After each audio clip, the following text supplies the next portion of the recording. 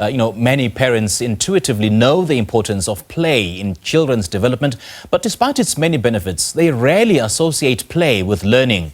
For most people, learning involves acquiring a specific new skill, such as memorizing alphabets, counting, writing, etc. However, according to many studies and educational psychologist Sinovuyo Arosi, playing is a vital part of learning, as we are all aware that children play through play experiences.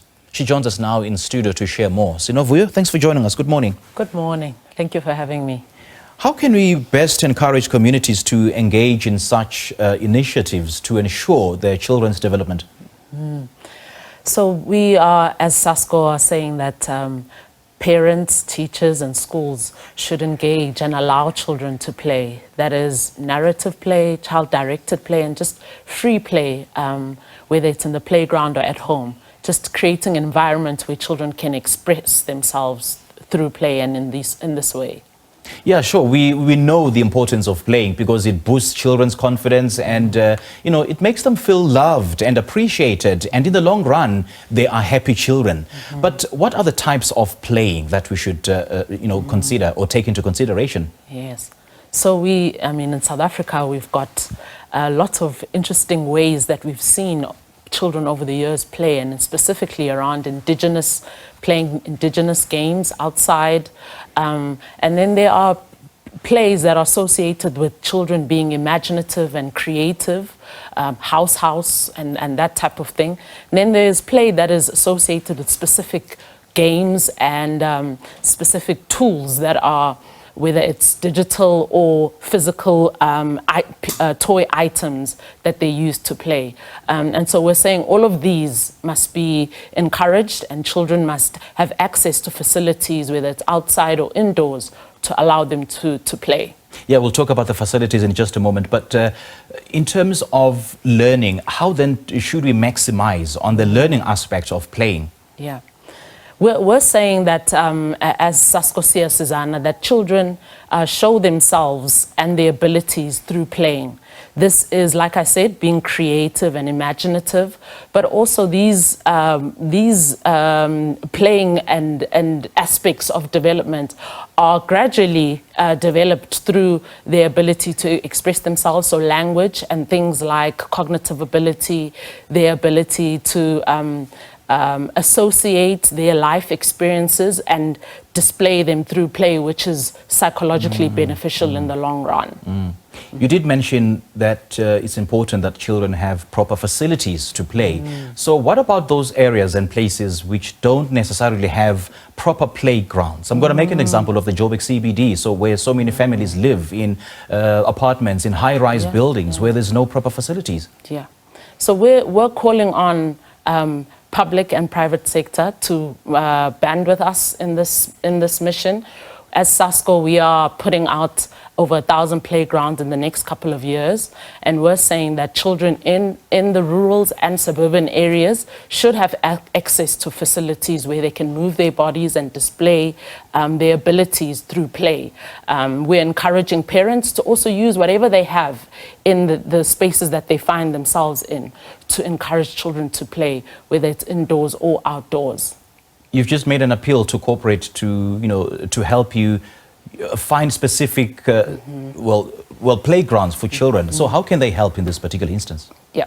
So of course this requires funding, but we're also saying that there should be in creative ways around this, and that's partnering with schools, early child development centers as well. SASCO is putting their money where their mouths are by actually building and renovating playgrounds that have been run down over the years to enable this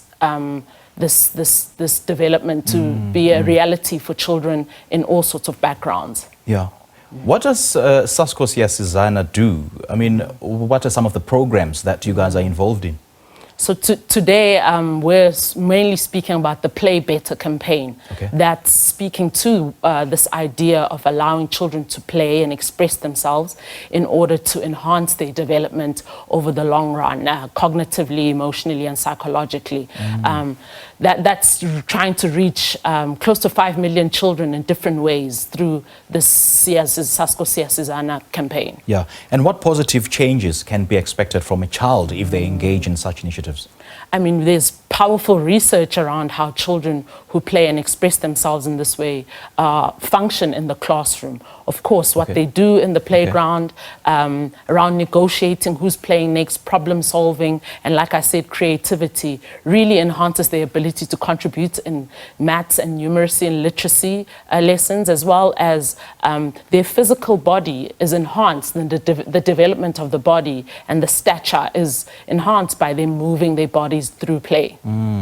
Should parents also get involved in children's play? Certainly. Really? That's a very important part of this, this message, that parents should involve themselves in children's play, even if it's just 15 minutes a week, giving your time to your child, allowing yourself to be directed by the child in the game and the choices around the game, of course with precaution and safety in mind, but parents should be involved, and this revolutionizes the relationship that a parent has with their child. Absolutely. Even teachers, if I might add, as well. Yeah.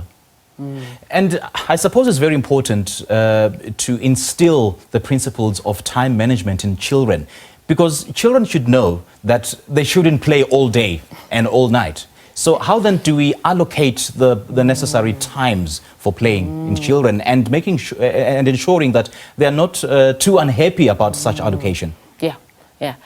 The happiest children are children who are taught boundaries and who are allocated time settings for things that are important, and a holistic approach to the child's development. And like you quite correctly point out, that we mustn't go all the way to the one end and say children must just do whatever they want and play all day. There are different things at different times, which speaks to what I'm speaking to about boundaries, that it's important that children know that at certain times we do this as a family or we do this in class, but at a certain time it's also a good time to go outside and play and express yourselves as you wish. And so all these things are important. I mean, when you're taught boundaries from earlier on and time and that type of thing, makes for better adults later on in life. Yeah.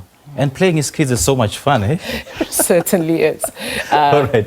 Sinovuyo, lovely chatting to you. Thank you so much for your time. Thank you for having me. Great stuff. We just spoke to educational psychologist Sinovuyo Arosi on the benefits of better quality play and the importance of play in children's development.